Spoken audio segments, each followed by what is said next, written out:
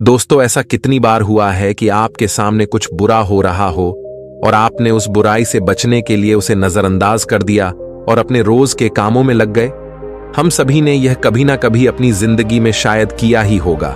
पर क्या हो जब वही बुरा व्यवहार आपके साथ हो रहा हो और ऐसे ही बाकी लोग आपको नजरअंदाज करके अपने काम करने लगे हैं। जब कोई आपको धमका रहा हो कि सच अगर आपने किसी को बताया तो आपको नुकसान पहुंचेगा क्या, फिर भी आप सच बोलेंगे क्या? फिर भी आप खुद के हक और सच के लिए लड़ेंगे? दोस्तों, कई बार सच बोलने के लिए बहुत हिम्मत की जरूरत होती है और यह हिम्मत जो गलत के सामने खड़े होने के लिए जरूरी है। यह हिम्मत अपने अंदर लाना बहुत मुश्किल हो सकता है। क्या लगता है आपको कितने लोग ऐसी परिस्थिति में सच बोलने की हिम्मत करेंगे? दोस्तों, आज की इस बौद्ध कहानी के माध्यम से हम यही सीखेंगे कि चाहे परिस्थिति कितनी भी कठिन क्यों ना हो, सच बोलना और गलत का सामना करना कितना जरूरी होता है। और हम देखेंगे कि आज के हमारे इस कहानी के युवक ने कैसे हिम्मत जुटाई और सच का साथ दिया, तो बिना किसी देरी के शुरू करते। एक बार की बात है, एक नगर में एक युवक रहता था जो बहुत ही अच्छा था, जो स्वभाव का बहुत ही सीधा और मन से बहुत ही सरल था। वह न तो किसी से लड़ाई झगड़े करता था और ना ही किसी को कभी भला बुरा कहता। वह लोगों की मदद भी किया करता, लेकिन फिर भी कुछ लोग उसे भला बुरा कहते हैं। इस पर वह मुस्कुराकर वहां से चला जाता है जहां वह नौकरी किया करता था। वह सेठ भी उसे बहुत कम तनख्वाह दिया करता था। तब भी वह कभी अपने सेठ का विरोध नहीं करता, बल्कि हंसकर उसके सारे आदेशों का पालन किया करता और खूब मन लगाकर काम किया करता। उसकी भलाई के कारण हर कोई जो भी उससे मिलता उसे दबाने की कोशिश करता, उसे डराने की कोशिश करता। उसके इस सीधे साधे व्यवहार के कारण लोग उसे पागल भी कहते थे और कई तो यह भी कहते हैं कि वह अपने जीवन में कभी कुछ नहीं कर पाएगा। यह तो बहुत ही सीधा है और आज के जमाने में इतना सीधा होना भी अच्छी बात नहीं है। वह युवक गरीब था, लेकिन वह कभी किसी से शिकायत नहीं करता था। वह नौकरी करके पैसे इकट्ठा किया करता ताकि वह अपनी गरीबी से बाहर निकल सके। लेकिन जब भी वह गरीबी से बाहर निकल की कोशिश करता तो कुछ लोग आते और उसकी वह जमा पूंजी उससे लेकर चले जाते। कभी उसके रिश्तेदार आते तो कभी उसका कोई सगा संबंधी, जो अपना दुख दर्द दिखाकर, अपना दुख दर्द सुनाकर उसका जोड़ा हुआ एक एक रुपये उससे ले जाते और वह युवक कुछ नहीं कर पाता। वह तो केवल यही सोचता रहता था कि वह एक अच्छा आदमी है और अच्छे आदमी कभी किसी पर अत्याचार नहीं करते, वो कभी किसी का विरोध नहीं करते। वह तो स्वयं में खुश रहते हैं और दूसरों की मदद भी करते हैं। इन सारी बातों से वह अपने आप को समझा लेता। एक दिन की बात है, उसने देखा कि उसका एक मित्र चोरी चाकरी करके, बेईमानी करके, गलत काम करके आज बहुत धनवान बन चुका है और उसके पास अत्यधिक खुशियां हैं, पैसा है और यह समाज उसे सम्मान भी देता है। वो ना तो दान करता है और ना ही लोगों की मदद करता है, बल्कि वह तो दूसरों पर अत्याचार करता है। वह जबरदस्ती लोगों के पैसे लूट लेता है और उन्हीं पर चीखता चिल्लाता भी है। फिर भी यह समाज उसी को पसंद करता है। लेकिन मैं एक सीधा साधा इंसान हूं, मैं एक अच्छा युवक हूं, फिर भी मुझे कोई पसंद नहीं करता। मुझे तो सब लोग पागल समझते हैं और मेरे जीवन में तो केवल दुख ही दुख है। वह युवक मन ही मन यह सोच रहा था कि तभी उसके मन में एक और विचार उत्पन्न हुआ। वो यह सोचने लगा, क्या मुझे बुराई का रास्ता अपना लेना चाहिए? एक दिन वह अपने मालिक के घर पर काम कर रहा था। तभी अचानक उसके हाथों से एक सामान गिरकर टूट गया जो कीमती था। इस पर उसके मालिक ने उसे बहुत खरी खोटी सुनाई, उसकी पिटाई की और कहता है, तुझे अब से 1 साल तक मेरे यहां पर मुफ्त में काम करना होगा। क्या तुझे नहीं पता था कि यह कितनी कीमती चीज है? अब से 1 साल तक मैं तुझे कोई पैसे नहीं देने वाला हूं। वह युवक रो रहा था, गिड़गिड़ा रहा था, लेकिन उसके मालिक ने उसकी एक नहीं सुनी। वह रोता हुआ अपने घर जा रहा था। उसी रास्ते से एक बौद्ध भिक्षु भी गुजर रहे थे। उन्होंने जब उस युवक के रोने की आवाज सुनी तो वह उस युवक के पास आए और उस युवक से कहते हैं, यह सब कैसे हुआ? तुम्हारे शरीर पर तो बहुत जख्म है, लाओ मैं तुम्हें मरहम लगा देता हूं ताकि तुम्हें कुछ आराम मिल सके। इतना कहकर उन भिक्षु ने युवक के शरीर पर कुछ जड़ी बूटियों का लेप लगाया, जिससे उस युवक को अपने दर्द से थोड़ी राहत मिली।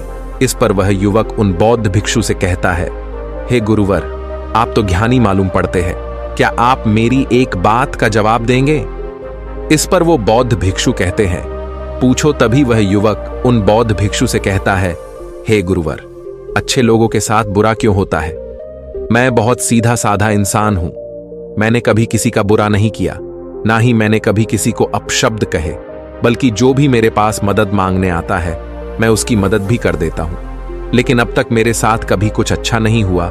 मैं हमेशा दुख में जीता हूं, जबकि इस दुनिया में ऐसे बहुत सारे बुरे लोग हैं जो अपना जीवन सुखी सुखी जी रहे हैं, जबकि वह लोगों को लूटते हैं, लोगों के पैसे छीन लेते हैं, लोगों पर अत्याचार करते हैं। फिर भी समाज उन्हीं को पसंद करता है, उन्हीं का सम्मान करता है।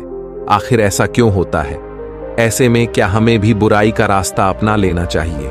क्या हमें भी बुरा बन जाना चाहिए?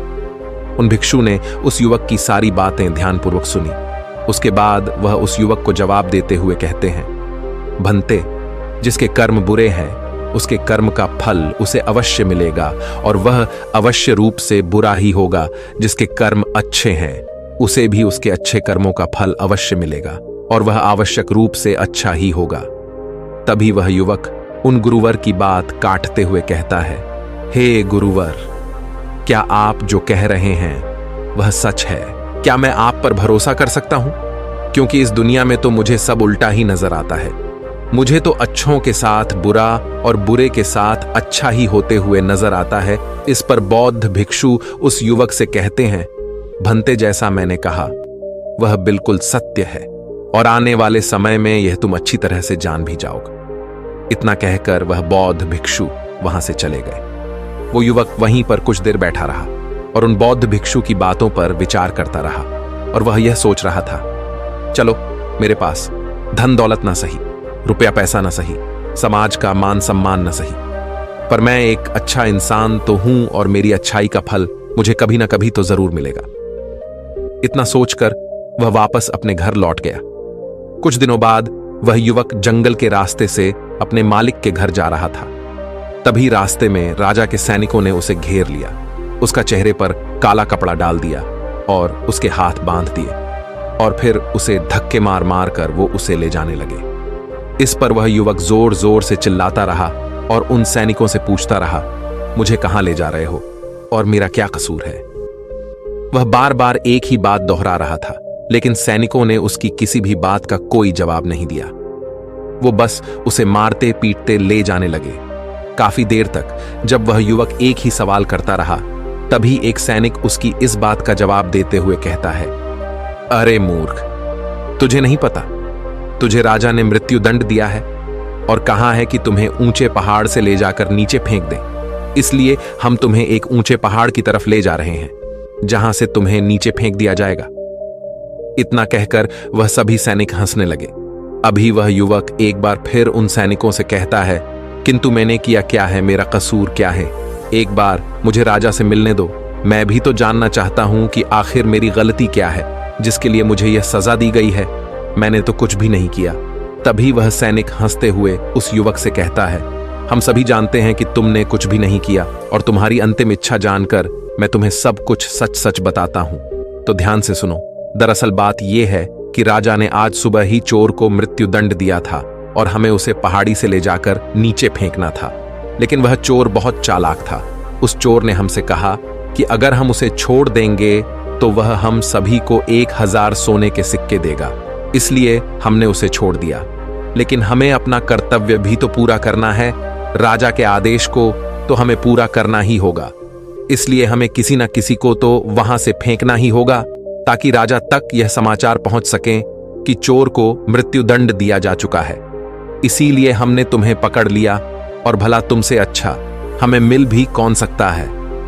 तुम्हारा ना तो कोई आगे है ना कोई पीछे जो तुम्हारे बारे में पूछताछ कर सके, और हमें कोई पकड़ भी नहीं पाएगा, और राजा को भी यह बात कभी नहीं पता चलेगी कि आखिर वह चोर कहां गया।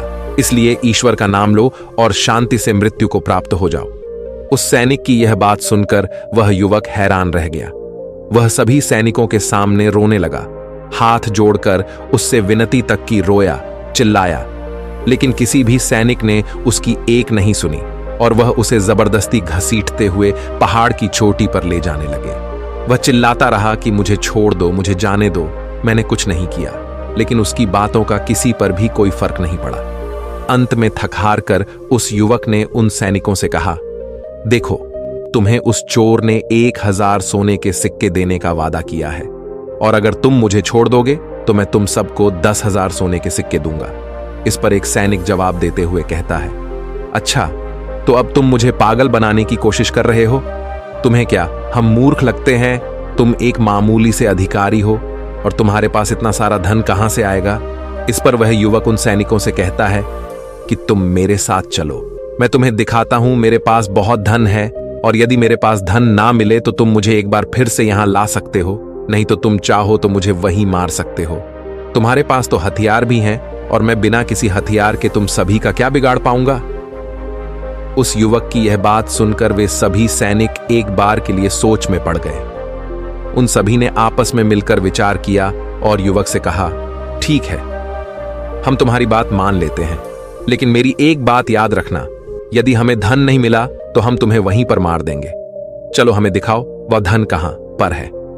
इस पर वह युवक कहता है, उससे पहले मेरी आंखों से ये काला कपड़ा तो हटाओ, इसके बिना मैं आपको रास्ता कैसे दिखा पाऊंगा।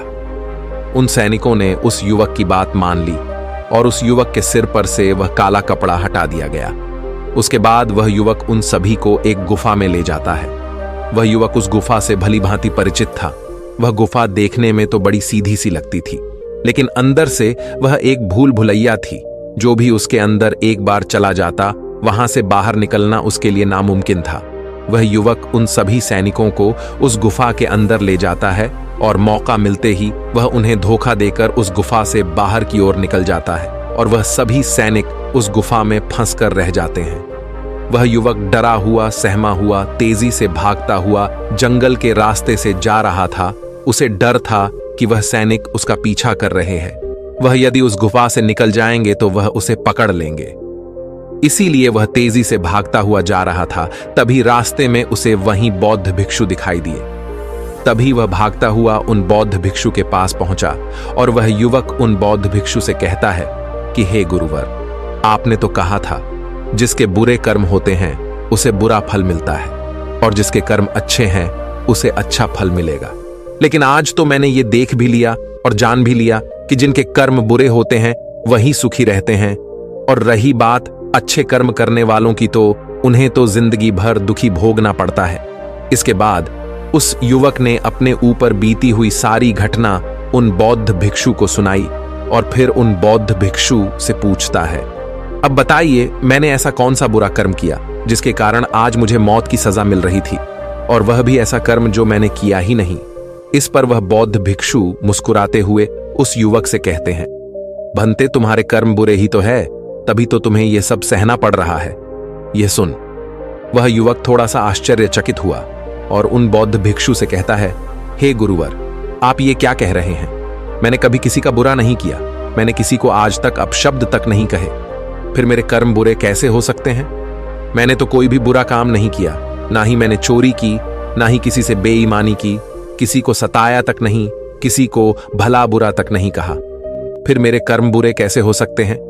इस पर वह बौद्ध भिक्षु उस युवक से कहते हैं, भंते अपने हक और अधिकार के लिए ना लड़ना, यह भी तो बुरा कर्म है।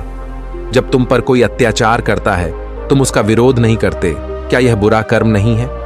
किसी के साथ अत्याचार ना करना, लेकिन दूसरों के साथ अत्याचार होते हुए देखकर चुप रहना, यह भी तो बुरा कर्म है। सही होते हुए भी चुपचाप रहना, क्या यह बुरा कर्म नहीं है? हम शक्तिहीन हैं, असहाय हैं, हमारी मदद कौन करेगा ये समझकर सत्य के सामने बार बार झुक जाना, क्या यह बुरा कर्म नहीं है? बुराई में सुख है, यह देखना भी एक बुरा कर्म ही तो है। अब मैं तुमसे सवाल करता हूं, बताओ मुझे इनमें से कौन सा काम ऐसा है जो तुमने अब तक नहीं किया? उन बौद्ध भिक्षु की यह सारी बातें सुनकर वह युवक स्तब्ध रह गया। उसे कुछ भी समझ नहीं आ रहा था कि वह उन बौद्ध भिक्षु के इस प्रश्न का क्या जवाब दें। काफी देर सोच विचार करने के बाद वह उन्हें बौद्ध भिक्षु से कहता है, हे गुरुवर, आप सत्य कहते हैं, ये सारे कर्म मैंने किए हैं और आप सही हैं। ये सारे बुरे कर्म मेरे द्वारा ही किए गए हैं और मैं अपने आप को हमेशा एक अच्छा इंसान मानता था। मैं हमेशा लोगों की मदद करता था, कभी किसी के सामने आवाज नहीं उठाता था और मुझे लगता था कि मैं एक बहुत ही सीधा, सरल और अच्छा व्यक्ति हूं। लेकिन मैं यह नहीं जानता था कि जाने अनजाने में बुरे कर्म कर रहा हूं। आगे वह युवक अपने दोनों हाथ जोड़कर उन गुरुवार से कहता है, हे गुरुवर, अगर यह सारे बुरे कर्म है तो अच्छा कर्म क्या है और अच्छा व्यक्ति कौन होता है? इसका जवाब देते हुए वह बौद्ध भिक्षु उस युवक से कहते हैं, भंते, जो हमेशा सत्य के साथ खड़ा रहता है, जो लोगों की मदद करता है, ईमानदारी से अपना कार्य पूरा करता है, जो विनम्र हैं लेकिन कमजोर नहीं, जो अपने आप पर गर्व कर सकता है लेकिन अहंकार नहीं, जो बुराई को नहीं सह सकता लेकिन अच्छाई के लिए हमेशा प्रयासरत रहता है, जो आलस्य नहीं करता और अपने जीवन को अपने नियंत्रण में रखता है, जो निडर रहता है। तभी वह युवक उन बौद्ध भिक्षु से कहता है, हे गुरुवर, आपने जो कुछ भी कहा वह एकदम सत्य है, लेकिन आप ही बताइए, भला एक गरीब और कमजोर इंसान किसी के सामने कैसे खड़ा हो सकता है, किसी का विरोध कैसे कर सकता है? इस पर वह बौद्ध भिक्षु उस युवक के इस प्रश्न का जवाब देते हुए कहते हैं, भक्त, लगता है तुम भूल गए। अभी कुछ देर पहले ही तुमने उन सैनिकों के सामने खड़े होकर अपनी सूझबूझ से अपना जीवन बचाया है। व्यक्ति को हमेशा अपने मन से शक्तिशाली होना चाहिए, क्योंकि यह जीवन हमेशा नहीं रहता। डरते हुए जीवन जीने से अच्छा है, निर्भय होकर एक दिन खुलकर जी लो। तभी वह युवक उन गुरुवर से कहता है, हे गुरुवर, आपकी सारी बातें सत्य है, लेकिन फिर भी यदि किसी के सर पर मौत मंडरा रही हो तो वह व्यक्ति अपनी जान बचाने के बारे में तो सोचेगा ही, और मैंने भी तो वही किया।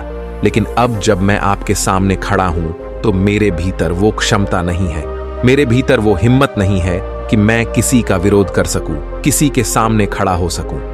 तभी वो बौद्ध भिक्षु मुस्कुराते हुए कहते हैं, तो ठीक है, तुम यहीं पर इंतजार करो, वह सैनिक कभी भी उस गुफा से निकल आएंगे और तुम्हें ढूंढ ही लेंगे, और अवश्य ही वह तुम्हें पकड़कर उस पहाड़ की ऊंचाई से फेंक देंगे और तुम कुछ नहीं कर पाओगे, क्योंकि तुम तो अपने आप को कमजोर समझते हो। तुम अपने आप को एक अच्छा व्यक्ति मानते हो, क्योंकि तुम किसी को सताते नहीं। लोग भले ही तुम्हें सता सकते हैं, और वह इसलिए क्योंकि तुम लोगों की सहानुभूति चाहते हो। आगे बौद्ध भिक्षु उस युवक से कहते हैं, बेटा, मेरी एक बात हमेशा याद रखना, हमें मजबूत होना चाहिए, सहानुभूति का भूखा नहीं। और यह बात सुना सुनाकर अगर तुम लोगों से सहानुभूति मांगोगे तो तुम्हें सहानुभूति तो बहुत मिलेगी, लेकिन न्याय कभी नहीं मिल पाएगा। और न्याय लेना, न्याय के लिए न लड़ना, अपने ऊपर अन्याय करने जैसा होता है। तभी वह युवक उन बौद्ध भिक्षु से कहता है, हे गुरुवर, आप जो कह रहे हैं वह सत्य है, लेकिन मैं न्याय मांगने किसके पास जाऊं? कौन मेरी सुनेगा? वो बौद्ध भिक्षु जवाब देते हुए कहते हैं, बेटा, तुम राजमहल जा सकते हो और राजा के सामने न्याय की गुहार लगा सकते हो। इस पर वह युवक डरते हुए उन बौद्ध भिक्षु से कहता है, नहीं नहीं गुरुवर, भला राजा के सामने मैं कैसे खड़ा हो पाऊंगा? उनके सामने मेरी क्या औकात? मुझ में इतनी हिम्मत नहीं कि मैं राजा के सामने जाकर खड़ा हो पाऊं। यदि उन्हें क्रोध आ गया तो वो मुझे मृत्यु दंड दे देंगे। तभी वह बौद्ध भिक्षु मुस्कुराते हुए उस युवक से कहते हैं, बेटा, तुम्हें मृत्युदंड तो मिल ही चुका है। भले वो राजा ने ना दिया हो, लेकिन सैनिकों ने तो तुम्हें मृत्युदंड दे ही दिया है। इतना कहकर वह बौद्ध भिक्षु वहां से अपने मार्ग में आगे की ओर चल पड़े। वह युवक वहीं पर खड़े खड़े उन बौद्ध भिक्षु की बातों पर विचार कर रहा था, और फिर तभी अचानक उसे किसी के आने की आवाज सुनाई दी। वह चुपचाप उन झाड़ियों में जाकर छुप गया। रात होने को थी, जिस कारण उन झाड़ियों में किसी को कोई नजर नहीं आया। उस युवक ने रात भर वहीं गुजारी, और वह रात भर केवल यही सोचता रहा कि आखिर वह क्या करे। क्या वह अपना जीवन डर के जिए, या फिर वह वैसे ही बुरा बन जाए जैसे उसके मित्र बन चुके हैं? तब शायद वह अपने प्राण बचा सके। आखिरकार काफी देर सोच विचार करने के बाद उसने यह तय किया कि वह एक अच्छा आदमी बनकर ही रहेगा। अगले दिन सुबह सुबह उसने हिम्मत की और राज दरबार पहुंचा। राज दरबार पहुंचकर उसने राजा से न्याय की गुहार लगाई। दरबार लगा और उस युवक को दरबार में पेश किया गया। राजा ने उस युवक से पूछा, कहो, क्या तकलीफ है? किसने तुम पर अत्याचार किया? इस पर वह युवक उन राजा से कहता है, महाराज, मैं आपको उनके नाम तो बता दूंगा, लेकिन जैसे ही मैं उनके नाम बताऊंगा, यहां खड़े सभी लोग मेरे जानी दुश्मन बन जाएंगे, और हो सकता है वह मुझे यहीं पर मृत्यु के घाट भी उतार दे। राजा उस युवक से कहता है, निसंकोच हो जाओ, यह हमारा देश है, यह हमारा राजमहल है, यहां तुम्हें कोई भी कुछ नहीं कर सकता। तभी वह युवक राजा से कहता है, महाराज, मुझ पर इस राज्य के राजा ने अत्याचार किया है और मैं उसके अत्याचार का शिकार हूं। राजा अपराधी है। इस बात सुनते ही राजदरबार में बैठे हुए सभी लोग अपने आसन पर से खड़े हो गए और सभी ने एक आवाज में कहा, राजन, इसे मृत्यु दंड दे दिया जाए।